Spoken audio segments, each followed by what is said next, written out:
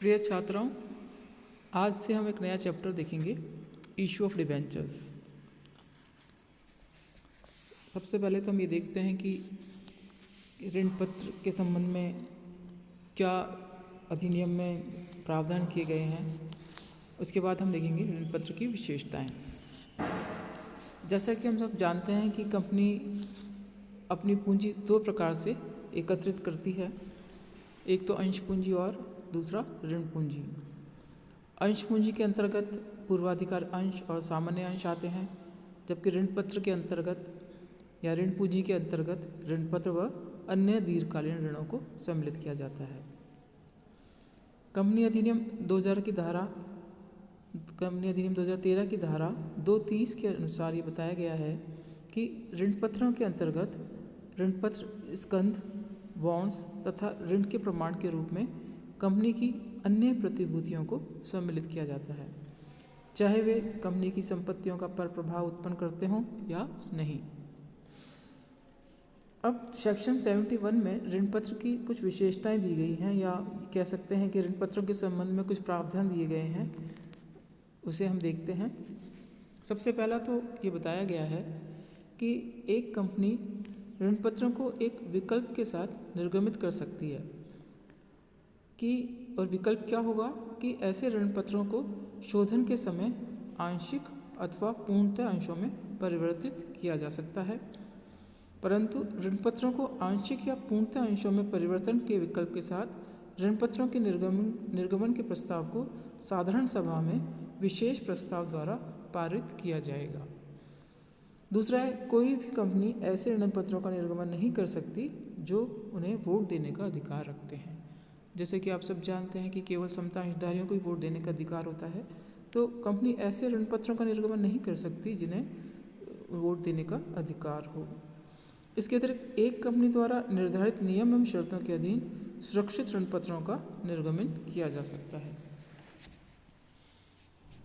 इसके अंदर यह भी बताया गया है कि जहां कंपनी ने इस धारा के अंतर्गत ऋण पत्रों का निर्गमन किया है, तो कंपनी को लाभांश वितरण हेतु उपलब्ध लाभों में से ऋण पत्र शोधन संचय खाता बनाना होगा और इस खाते में जमा की गई राशि का उपयोग ऋण पत्रों के शोधन के अलावा अन्य कोई प्रयोग नहीं किया जाएगा। तो ये एक भी ये प्रावधान भी ध्यान रखना होगा। और इसके अलावा यदि कंपनी ने अपने ऋण पत्रों के अभिदान हेतु 500 से अधिक व्यक्तियों के लिए प्रविवरण निर्गमित किए हों, तो कंपनी को ऋण पत्र प्रन्यासियों की नियुक्ति करनी होगी। ऋण पत्रों के निर्गमन या प्रस्ताव में पहले एक या अधिक ऋण पत्र प्रन्यासियों की प्रन्यासियों को नियुक्ति के संबंध में दी गई शर्तों के अंतर्गत की जाएगी, अन्यथा कंपनी ऋण पत्रों के अभिदान हेतु आमंत्रण या प्रस्ताव के लिए प्रविवरण जारी नहीं कर सकती। इसके अलावा ऋण पत्र प्रन्यासी ऋण पत्रधारियों के हितों की सुरक्षा के लिए आवश्यक कार्यवाही कर सकता है तथा उनकी परिवेदनाओं का निवारण निर्धारित नियमों के तहत करना होता है। ऐसे बहुत सारे प्रावधान दिए गए हैं, जिसमें से इम्पोर्टेंट प्रावधान मैं आपको बता देती हूँ। इसके अलावा ये भी बताया गया है कि एक कंपनी को ऋण पत्र के निर्गमन की शर्तों व नियमों के अनुसार ऋण पत्रों पर ब्याज का भुगतान व उनका शोधन करना होगा। यदि कंपनी किसी समय ऋण पत्र प्रन्यासी इस निर्णय पर पहुंचता है कि कंपनी की संपत्तियां ऋण पत्रधारियों को परिपक्वता पर या मैच्योरिटी पर देय मूल राशि को चुकाने के लिए अपर्याप्त हैं, तो ऋण पत्र प्रन्यासी ट्रिब्यूनल में वाद प्रस्तुत करेगा और ट्रिब्यूनल कंपनी तथा इस विषय में हित रखने वाले अन्य व्यक्तियों को पक्ष सुनने के लिए ट्रिब्यूनल ऋण पत्रधारियों के हितों की रक्षा के लिए कंपनी को नए दायित्व उत्पन्न करने पर प्रतिबंध लगा सकता है। ये सारे नियम ऋण पत्रधारियों की सुरक्षा के लिए बनाए गए हैं। इसके अलावा यदि कंपनी ऋण पत्रों को उनकी परिपक्वता तिथि पर शोधन करने में असमर्थ रहती है, तो ऋण पत्रों पर ब्याज का भुगतान देय तिथि को नहीं कर पाती है, तो कोर्ट किसी भी ऋण पत्रधारी या ऋण पत्रधारियों या ऋण पत्र प्रन्यासियों द्वारा दिए गए आवेदन पर संबंधित पक्षों को सुनने के पश्चात कंपनी को ऋण पत्रों की मूल राशि उन पर देय ब्याज सहित शोधन का आदेश दे सकता है। और इस धारा के अंतर्गत दिए गए आदेश की पालना में चूक की जाती है तो कंपनी के प्रत्येक दोषी अधिकारी को कारावास की सज़ा सुनाई जाएगी, जो कि 3 वर्ष तक बढ़ाई जा सकती है। अथवा जुर्माना लगाया जा सकता है, जो 2 लाख रुपए से कम नहीं होगा, लेकिन 5 लाख रुपए से बढ़ाया जा सकता है, अथवा दोनों सजाएं दी जा सकती है। इसमें दिया हुआ है कि अगर जो दोषी अधिकारी हैं उनको एक कारावास की सज़ा सुनाई जाएगी, जो कि 3 वर्ष तक बढ़ाई जा सकती है, और जुर्माना भी है जो कि 2 लाख रुपए से कम नहीं होगा और जिसे 5 लाख रुपए तक बढ़ाया जा सकता है। इसके अलावा कंपनी के किसी ऋण पत्र को लेने और भुगतान करने के लिए कंपनी के साथ किए गए एक अनुबंध को विशेष निष्पादन के लिए ट्रिब्यूनल के आदेश द्वारा प्रभावी बनाया जा सकता है। ये सब ऋण पत्र के संबंध में प्रावधान दिए गए हैं। अब हम देखेंगे ऋण पत्रों की विशेषताएं। इसके प्रावधान से हमें इसकी विशेषताएं स्पष्ट होती हैं, लेकिन इसके बाद इसके आधार पर हम ये देखते हैं कि ऋण पत्र कंपनी के द्वारा लिए गए ऋण की रसीद होती है, एक तरह से पावती होती है, जो कि एक प्रमाण पत्र के रूप में ऋणदाता को दी जाती है। इसका आशय यह है कि जिस व्यक्ति ने कंपनी से ऋण पत्र खरीदे हैं, तो वो एक तरह से एक रसीद है कि इस व्यक्ति ने कंपनी को ऋण दिया है। यह एक प्रकार का प्रमाण पत्र है। दूसरा, प्रत्येक ऋण पत्र का अंकित मूल्य पूर्व निर्धारित होता है, जैसे कि 100 रुपये का, 500 रुपये का, ये पूर्व निर्धारित होता है। ऋण पत्रों पर कंपनी द्वारा पूर्व निर्धारित एवं घोषित दर से ब्याज दिया जाता है। ऋण पत्रों का निर्गमन कंपनी की सार्वमुद्रा के अंतर्गत किया जाता है। ऋण पत्रधारियों को अंशधारियों के समान मताधिकार प्राप्त नहीं होता है। निर्गमन की शर्तानुसार एक निश्चित समय के पश्चात ऋण पत्रों का भुगतान कर दिया जाता है, जिसे कि शोधन कहते हैं। सामान्यतः ऋण पत्र कंपनी की संपत्तियों से चल प्रभार द्वारा सुरक्षित होते हैं। ये थी ऋण पत्रों की विशेषताएं। अब हम देखेंगे ऋण पत्र कितने प्रकार के होते हैं। इसमें सबसे पहले हम इसका विभाजन के कई आधार हैं, जिसमें सबसे पहले हम स्वामित्व के आधार पर या ओनरशिप के on the basis of ownership हम इसके प्रकारों को देखते हैं। सबसे पहला है रजिस्टर्ड डिबेंचर्स, जिसे बोलते हैं पंजीकृत ऋण पत्र, और दूसरा होते हैं वाहक ऋण पत्र, जिसे बियरर डिबेंचर्स कहते हैं। तो रजिस्टर्ड डिबेंचर्स ऐसे ऋण पत्र होते हैं जिसके धारक का नाम कंपनी की पुस्तकों में दर्ज होता है। ब्याज भुगतान तिथि को जिसका नाम कंपनी की पुस्तकों में लिखा होता है और ब्याज प्राप्ति के अधिकारी होते हैं। ऐसे ऋण पत्रों का हस्तांतरण प्रलेख या ट्रांसफर डीड के माध्यम से होता है।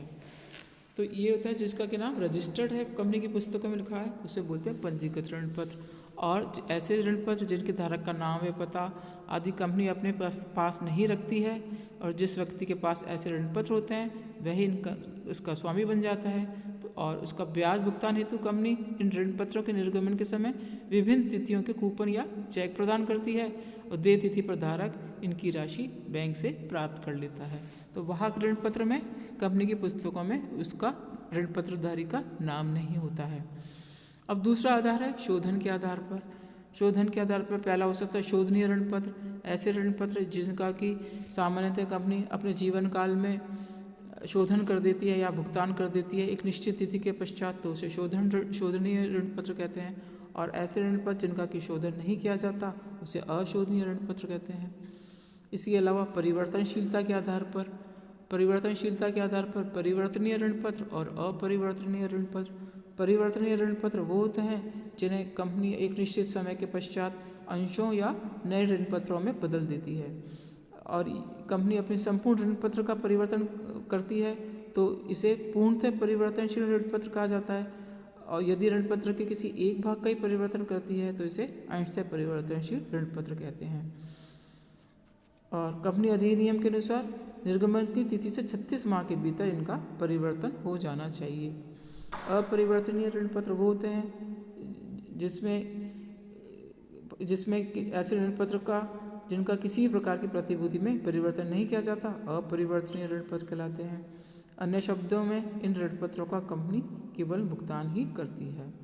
अब है सुरक्षा के आधार पर। सुरक्षित ऋण पत्र वो होते हैं जिनके पास कंपनी ने कोई प्रतिभूति प्रभार के रूप में रखी हो, सुरक्षित ऋण पत्र कहलाते हैं। ऐसा प्रभार स्थिर व दो चल दोनों हो सकता है। स्थिर प्रभार के अंदर कंपनी अपने निश्चित संपत्तियों को ऋण पत्रधारियों को भुगतान हेतु अलग रख लेती है। ऐसी संपत्तियों को ऋण पत्रधारियों की सहमति के बिना कंपनी हस्तांतरित नहीं कर सकती, जबकि चल प्रभार के अंदर कोई विशेष संपत्ति ऋण पत्रधारियों के लिए अलग से नहीं रखी जाती है। कंपनी जिन संपत्तियों का क्रय करती है इनमें जुड़ती जाती हैं, वह जिन्हें बेच देती है वे हटती जाती हैं। तो सुरक्षित ऋण पत्र में सुरक्षित रहते हैं, कोई स्थायी संपत्ति को प्रभार के रूप में रख ली जाती है।